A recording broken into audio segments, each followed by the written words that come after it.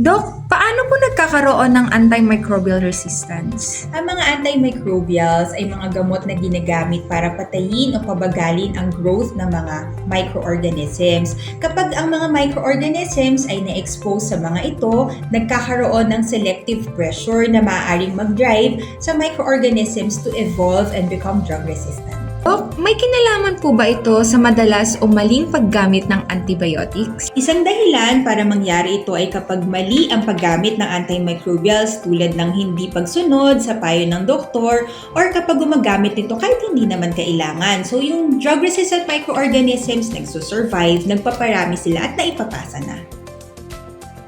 Dok, mas mabilis daw gumaling kapag uminom agad ng antibiotic sa kahit anong sakit.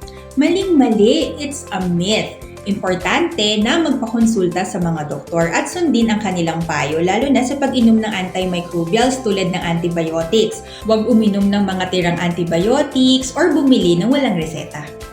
Ang antimicrobial resistance ay hindi lang isyong medikal, ito ay laban nating lahat. Simulan ang tamang paggamit ng antimicrobials ngayon kasama ang mga eksperto mula sa Calamba Medical Center. Watch your health! Gabay sa kalusugan, hatid ng mga eksperto.